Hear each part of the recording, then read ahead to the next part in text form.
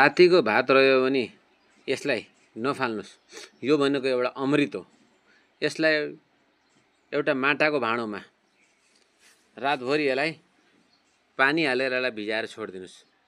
छ भने राति दही पनि यसमा हालिदिनुहोस्, थोरै दही हालिदिनुहोस् र यसलाई माटाको घैँटोमा भिजाएर राखिदिनुहोस्। छैन भने पानी मात्रै हाली भिजाएर राख्नुहोस्।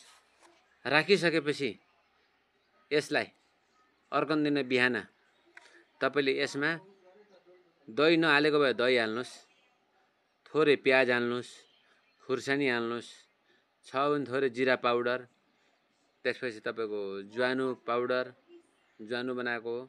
त्यसपछि गएर तपाईको थोरै तोरीको तेल, भए कागती, अब तपाईको भए कालो नुन, नभए सिधै नुन, नभए अर्को नुन भए पनि यसमा स्वाद अनुसार हाल्नुहोस् र यसलाई राम्ररी मिलाउनुस्।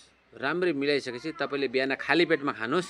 खाली पेटमा खाँदाखेरि यो गर्मीको सिजनमा जुन तपाईलाई गर्मी हुन्छ, पेट पोल्ने गर्मी सिजनमा गर्मी हुन्छ नि, त्यसलाई र पेट सम्बन्धी रोगहरूलाई पनि यसले धेरै नै निको पार्छ। मैले त खाना थाले, हजुरले के गर्नुभयो कमेन्ट गर्नुस् है। हवस् त, नमस्कार।